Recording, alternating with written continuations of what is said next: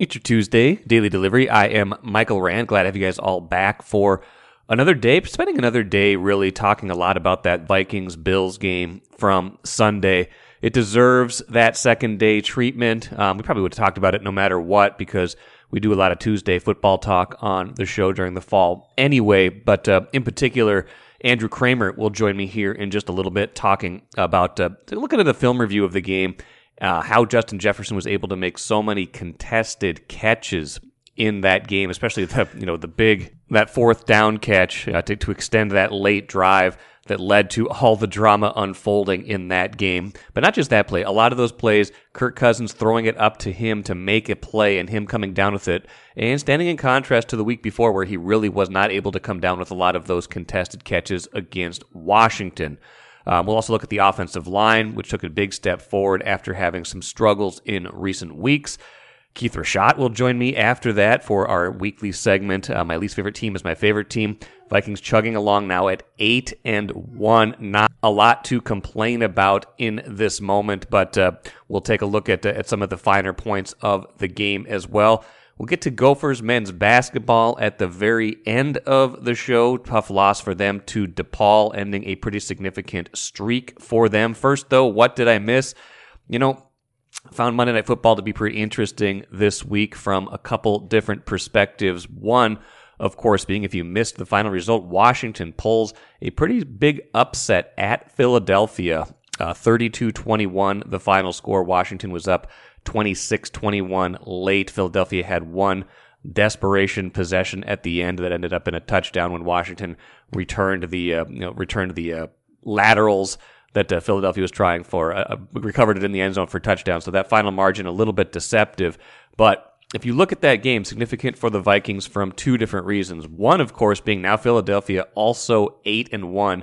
The last of the unbeatens in the league to fall. So now the Vikings and Eagles tied atop the NFC. Now, of course, Philadelphia has the tiebreaker over the Vikings by virtue of that being the Vikings only lost this season earlier at Philadelphia.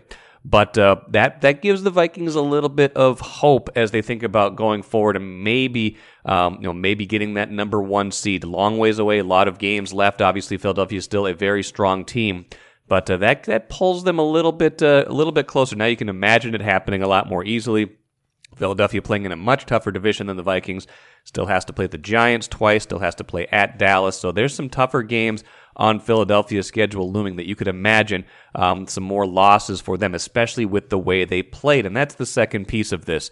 If you're looking for a cautionary tale for how this can all fall apart for one of these top teams, especially the Vikings, football is at its core, not a very complicated game, and one of the key markers of success in almost any season is going to be your turnover margin. Philadelphia came into this game number one by a long shot in the NFL in turnover margin. Coming in, they were a plus 15 through 8 games. Number 2 on that list, the Vikings at plus 8 now through 9 games after a bevy of takeaways keyed that win over Buffalo. But in this game against Washington, Philadelphia turned it over more times than they had all year coming into the game. They'd only turned it over 3 times coming into this game. They turned it over 4 times against Washington, including some really key ones in the second half, some key fumbles in particular that led to that final outcome.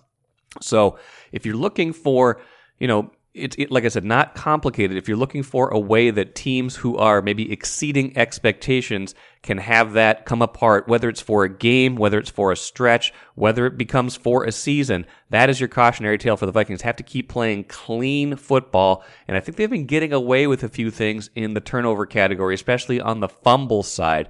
Vikings have 8 fumble recoveries this year for turnovers, and they only have 2 that they've given away. That doesn't always feel sustainable. The interceptions can be sustainable, although in that case, too, the Vikings have 8 interceptions, have given up 8 interceptions by Kirk Cousins. That is by far the most of any team who is in the top 10 of that turnover margin. So some things to watch for the Vikings as things go along. Can they sustain that turnover margin? Can they keep forcing and recovering fumbles at a rate far greater than they're giving up fumbles. And again, they practice these things, and they are big believers in that what you practice is what will show up on game day. So I'm not saying this isn't sustainable. I am saying that's something they need to keep going, because any game where they suffer in that category, as they did against Philadelphia earlier this year in their only loss, watch that going forward with the Vikings. If they are going to keep up this pace, if they are going to keep winning on the margins, they're going to keep having to win, particularly on the turnover margins. Take a playcation to Mystic Lake. With 24/7 gaming, the good times never have to end. And you can satisfy your cravings at our restaurants and bars. Or relax in one of our luxurious hotel rooms. Those that play together, stay together.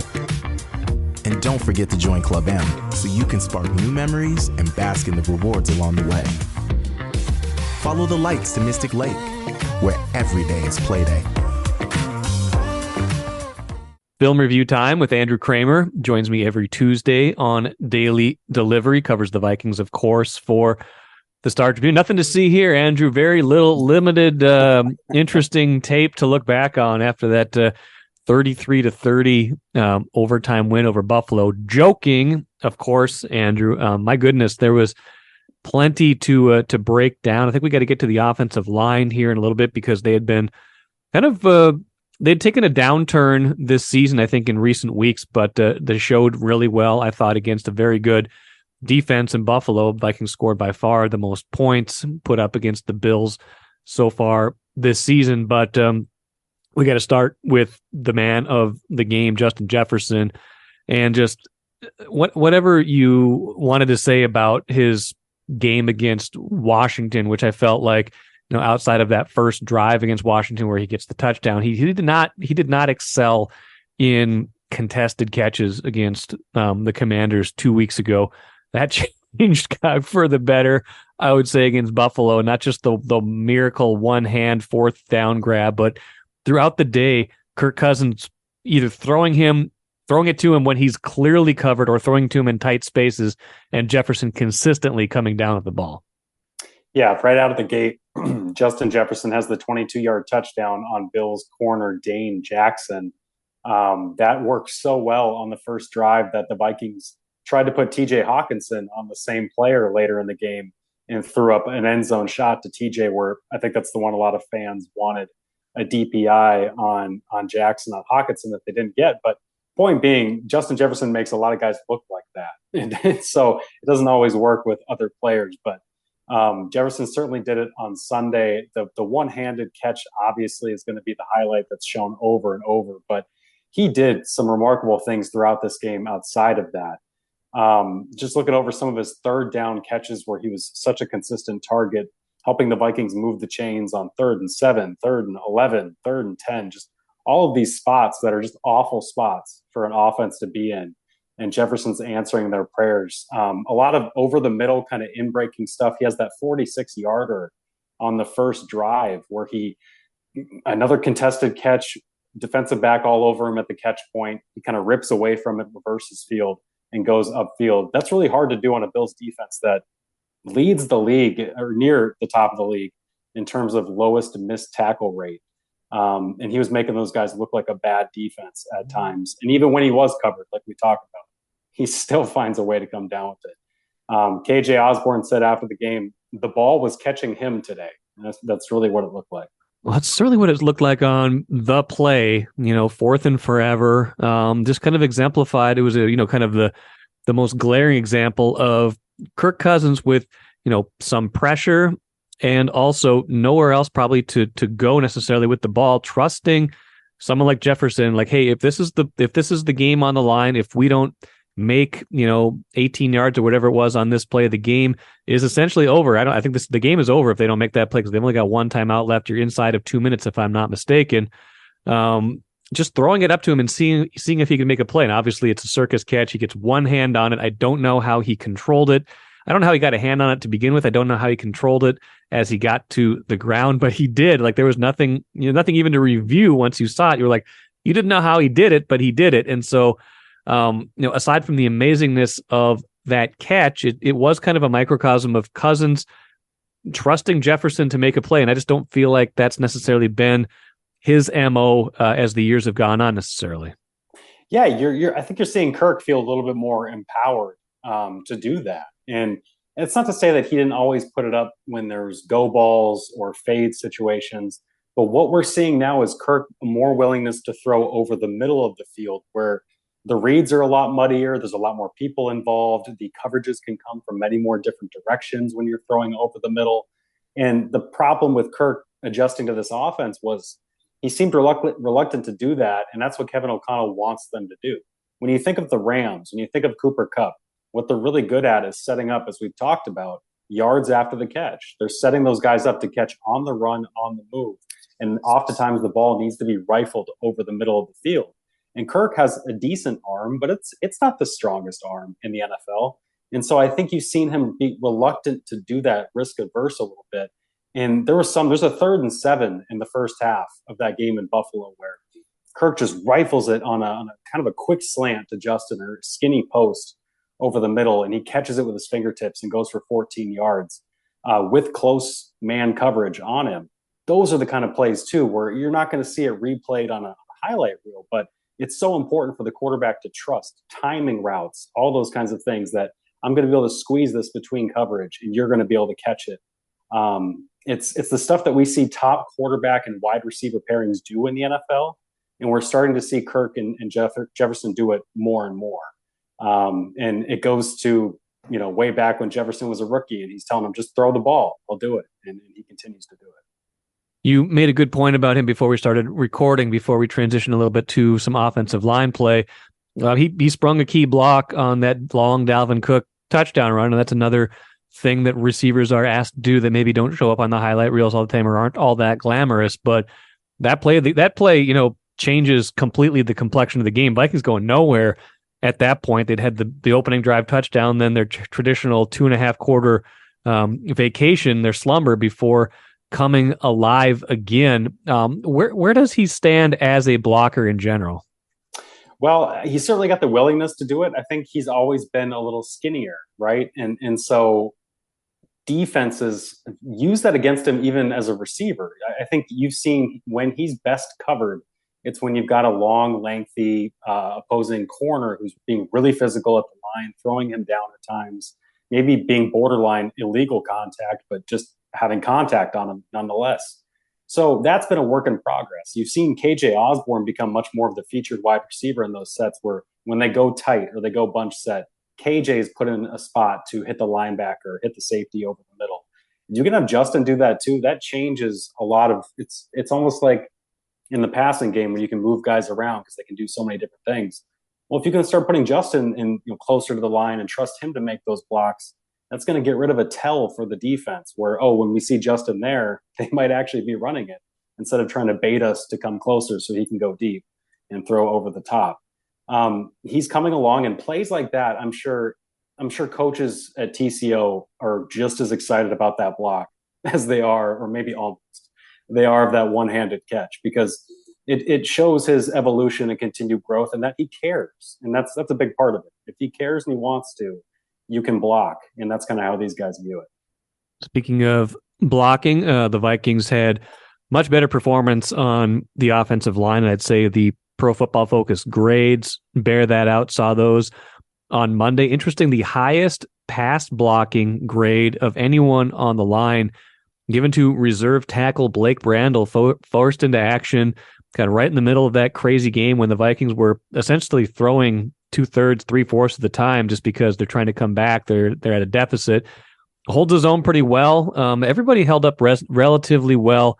A difference from recent weeks, especially that Washington game where it felt like they got thrown around quite a bit.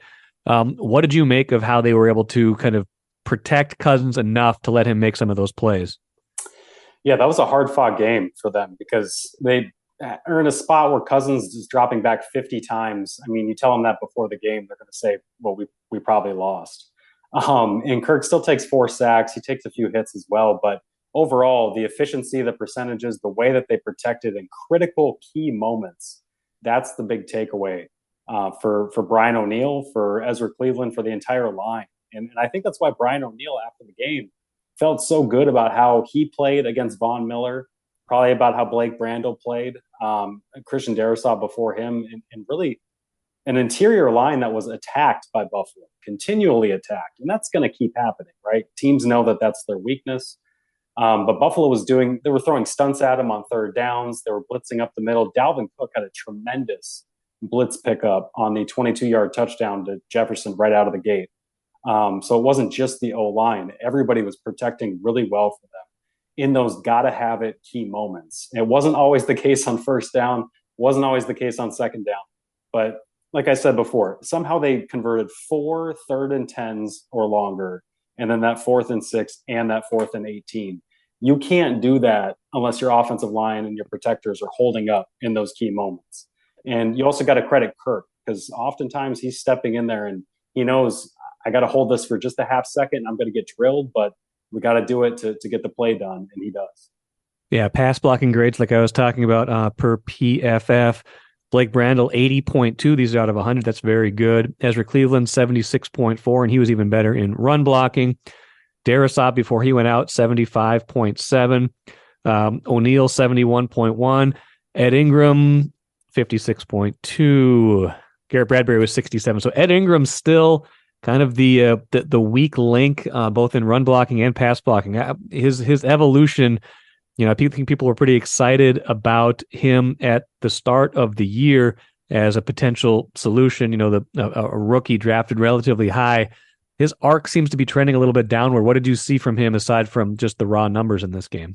Yeah, he's a much better run blocker than he is a pass protector. And it doesn't help, though, as a run blocker when you step on Kirk's foot. Twice. As he did twice. Twice. First time doing it when Kirk pitches the ball back, it's fumbled. And obviously doing it again later. You can't keep doing that. That's a basic footwork thing right out of your stance. That needs to get corrected. And obviously as a pass protector, he's the number one liability. Garrett Bradbury has been getting pushed backward, but he's not getting beat. He's not getting beat as quickly as he's gotten beat in the past. He has continued to be much more stable in the middle there. But Ed Ingram, when you get him in passing downs, and that's why those third and longs are such tough spots for the Vikings and where they really don't want to be. And that's why it's remarkable the way that when they did get in those spots, they found ways to help Ingram, and Ingram held up enough on his own for them to get the job done on there. But Ingram is still very much the weak link. And then I should say too, Ezra Cleveland, I thought did much better in this game. He had a rough game in Washington. The matchup wasn't that much easier in Buffalo, but he just looked much more aggressive. He was helping his teammates out, hitting guys that weren't necessarily his assignment, looking for work, looking for contact. That's what you want out of an offensive lineman. That's what you want out of a guard. It's supposed to be that kind of chain in the middle there, helping everybody out. And if he can continue doing that, that's going to help this offense a lot. If he can do that against every opponent and not just one of the best defenses in Buffalo. And obviously, Darrisaw went out with a concussion. We'll see what his status is as the week goes on. They'll certainly get a challenge from Dallas as well. Favored Dallas team, by the way. They opened as 2-point favorites at Minnesota on Sunday. Thought that was a little bit of an interesting opening line anyway. We'll see where that gets to as the week goes on. But, maybe for good reason, Dallas does have, they have some strengths. In Minnesota, I think people are still unconvinced even after the 8-1 record, and now you're starting to see a few of these injuries pile up, especially in the secondary and on the offensive line. Long term, if Darrisaw has to miss time, if Ingram doesn't clean some things up, this does have the potential to kind of go a little sideways on them. They are continuing to ride that razor thin margin. I mean, it's 4 fumbles. 4 times the ball was put on the ground in this game, and the Vikings recovered every single one of them. That's just not going to happen. The ball's going to bounce a different way one time. But we keep saying this. Last night on the Access Vikings podcast, Ben and I talked about how they can't keep getting these defensive takeaways in key fourth quarter moments, right? And then they just keep doing it. Right. So I don't know. Maybe we'll just keep saying they can't keep doing it, and then they'll go out there and do it again on Sunday. Well, we'll see if they do it again Sunday.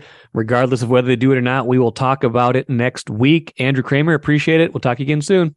Sounds good, Mike. Thanks. Postscript to my conversation with Andrew, Justin Jefferson now leads the NFL in receiving yards per game, 117.8. He's only number 2 in overall yards behind Tyreek Hill, but Tyreek Hill has played one more game because Miami has not had their bye yet. So Justin Jefferson looking very much like the top receiver in the league, or at least worthy of being in the very elite of that conversation. The name of this segment is My Least Favorite Team is My Favorite Team. We do haikus, vaikus, if you will, but I'm beginning to think the unofficial name of this segment, at least this year, with my good friend Keith Rashad, is Here for a Good Time, but Not a Long Time. And that espouses your view of this year's Vikings. 8-1 now, Keith, after that game on Sunday.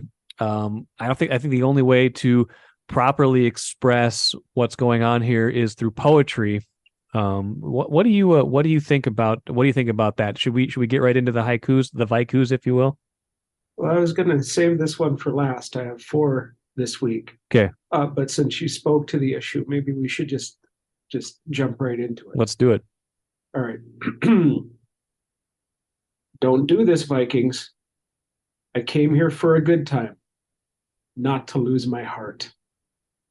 Yeah, I mean, the more crazy, weird wins they have, becomes inevitable that they start moving up in the standings and start entering into those conversations like, are they a legitimate Super Bowl contender? Things like that. Justin Jefferson saying stuff like, this is our year. Yeah, it's gotten to the point where you can't, maybe you can just still enjoy it for what it is, but it's getting more serious now, isn't it? It like deadly serious. Deadly serious. But it's like it's the should I pop the question type of serious that we're right. getting here almost, right? Like you said it. We said the theme has been here for a good time, not for a long time, right? Because I have steadfastly not believed in any way, shape, or form that this team would be competitive enough to win the Super Bowl. But they are currently 8-1, and they just beat quite possibly the best team in the NFL, according to some people, or how it was looking for a period of time there, right? So if you go on the road and you beat a team like that, when, again, the refs did not necessarily do you too many favors in that game, although maybe you got 1 or 2 calls for yourself. I don't want to do this. No. I don't want to believe that this team can win it all, because it's so much more fun just enjoying the wins if you don't speculate on what it could end up being. Right. Because we know what it's likely going to be. We know what it has been every single time in the past. And so to sit here and think, oh, maybe this is the one. Right. You know, it's like going to the bar, finding Mr. or Mrs. Right this night, and then thinking about, well, boy, we had a real chemistry there. Maybe the good time is for a long time. Who knows? I don't know. And I don't want any of this. No. I don't want any of this. You just want to enjoy game by game. You just want to take a game by game. You want to go 1-0 on the Dallas season, as PJ Fleck would say. Right.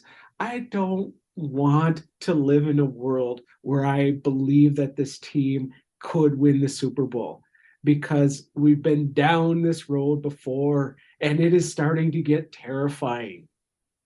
Terrifying. Let me hear Vaiku too, because I think we're going to get into some of the themes of this game and the broader season at large here. Okay. Recorded the game. I was enraged at halftime. Then I checked the score. So you cheated.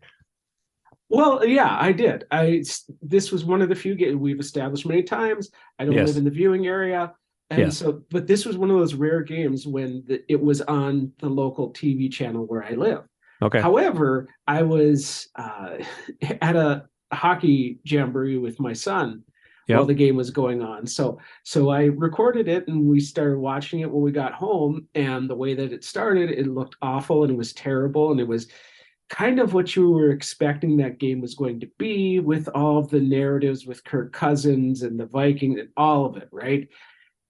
And then, so I decided when it got to be halftime, do I waste any more time with this game, or do we just shut it off and find some cartoon show to watch with my 6-year-old son or whatever? And I looked, and I was like, wait a minute, that score does not match up with what's happening at halftime here. And so then you have to watch the rest of it. And it was ridiculous because I knew what the outcome was going to be, and I was still nervous the entire time. Like I was still on the edge of my seat watching that game, not believing what was happening. Yeah. Well, I watched it on record as well because we had something going on Sunday afternoon, and I didn't fast forward through any parts until so I watched, I fast forward through commercials, of course, fast forward through, like reviews of play, stuff like that. But I'm watching play by play. So I'm cutting down to probably like an hour and a half of game time. So it's getting down to Kirk Cousins gets stopped on the quarterback sneak. And it's just like, that's ball game. So I fast forward there, but I can still see the TV. I still see what's on the TV as it's fast forwarding. I'm like, wait a minute, it seems like Vikings players are celebrating. What are they celebrating? So I have to go back, and then I'm like, oh my God, what just happened? They recovered a fumble in the end zone when all Buffalo had to do was, do two quarterback sneaks forward with a 500-pound quarterback who's, somehow also the second coming of, he's the greatest runner and greatest passer ever. I don't know. He's a huge guy. He's a big guy. You'd think a clean snap and fall forward a couple times, the game's over, and it just wasn't. So that was where I got caught in the right up until the very end. Then, of course, I had to, kept it riveted for overtime and just so many back and forths in that game from middle of the fourth quarter on. The Justin Jefferson catch, which Andrew and I talked about earlier, just ridiculous catch. Just still don't know how he caught that pass, and just everything that happened in that game. So many times you thought they had it won. So many times you thought they had it lost. It was just something else. But yes, I recorded it as well. It was the tension that I felt watching it unfold. Well, I already knew the score. Yes. Was just stunning to me. And the fact that I was able to avoid the score was stunning to me. I just phones off. I'm head down, phones off. I knew people were texting me. I knew something was going on, but I'm like, I'm not going to look. I don't want to know. I don't want to know. So there you have it. Okay, Viku 3, please. All right. You already spoke to this a little bit, and we won't dwell on it, but I just have to say something about it. Yeah, okay. 3. Okay. Stephon Diggs was great. Justin Jefferson, better. I just love them both. Yeah, that's a good way to put it. I mean, I don't know. Sports, the entirety of sports is an all-encompassing, giant thing. But I would be hard pressed to find a trade where you could say that worked out really well for both teams and mean it more than I mean it about this trade where Diggs goes to Buffalo. You still get to watch him do his thing. He's still great. The Vikings draft Justin Jefferson with the pick they got for Stephon Diggs, and he turns out to be great. And then they play each other for the first time, and they're both great as well. I do not know. I watch. You're watching the game unfold. Stephon Diggs makes an amazing one-handed catch. Yes. And you think to yourself, I thought to myself, that is the best play I have seen or I'm going to see for a very long time. Yes. And then just a little while later, Justin Jefferson makes that play. Yes. Right? Now, yes. Part of the reason why I still love Stephon Diggs and will always love him, right, is because he helped to give me the single greatest moment of joy I've ever had as a Vikings fan. Yes. With the Minneapolis Miracle. Nothing has been better in my fandom than that particular moment. He's going to be in the pantheon of Vikings greats in my mind for all time. Yes. But man, that Justin Jefferson, you are absolutely, it worked out. It just plain worked out. It just did. And it felt like there's no way it could have, right? No. It really felt like Stephon Diggs forced his way out of town. Yes. I don't blame him. I wouldn't have wanted to play for Mike Zimmer, particularly at the end as well either, right? So I don't blame him one bit. But somehow they got better at the position. Yes. It's just, I love them both. Yeah, you can love them both. It's okay to love them both because they barely play each other. You can like Buffalo. Buffalo's kind of a fun team to root for. If you want to pick a AFC team, feel free to root for AFC Vikings, the only other, the 0-4 Super Bowl Bills. Yeah, that's a fun team, and they're likable, and it was just a great game. Okay, final Vaiku, please, sir. A missed extra point. Zimmer would have cut his butt, yet he won the game. Yeah, I mean, I guess when it comes down to it, he did make what proved to be the game-winning field goal. It doesn't mean I'm not concerned about these extra points. That's four missed extra points now for Greg Joseph. I think nobody else in the league has missed more than 2. And you combine that with some, all the other kicks that he's missed. The field goals have been long and some have been blocked. So that's neither here nor there. He's made some clutch kicks this year, but make your extra points. That could have been a big one. I mean, that was the reason, obviously, they had to go for it. And maybe they probably still go for it on 4th and an inch at the very end instead of kicking a game-tying field goal. But the reason they're in the position to need the touchdown is because he missed that extra point. It could and still might cost them at some point this year. Well, yes, that's absolutely true. But in many ways, this haiku is less about Greg Joseph and more about the philosophy of the team. Okay. Over these last couple of years. Sure.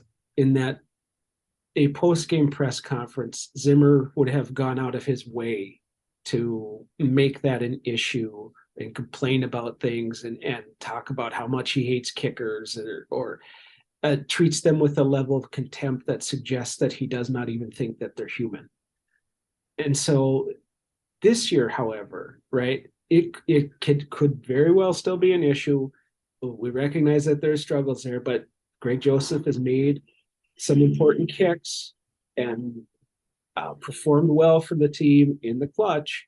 And it just strikes me as a different vibe, right? And how we would have been hearing about the kicker, even in that crazy game, if this were last year, and how this team just seems to have a different mindset and philosophy, and heaven forbid, enjoy going to their jobs.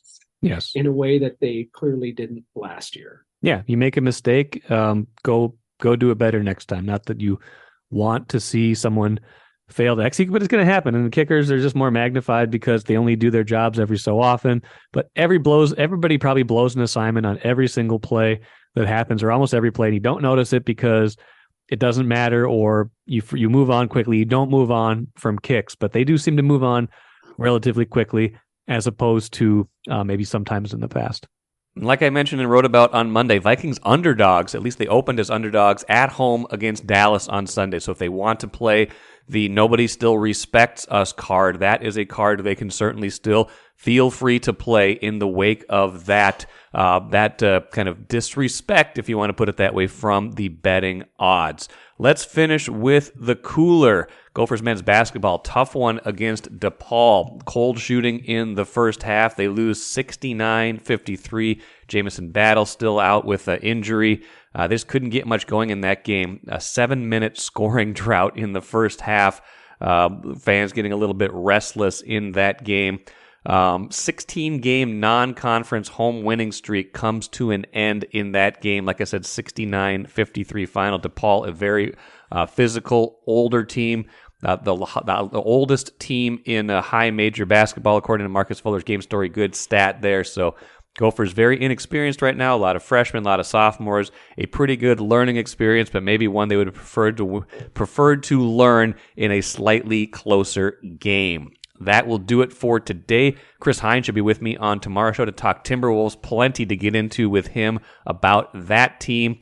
Thank you for listening today. I'm Michael Rand, back at it again on Wednesday.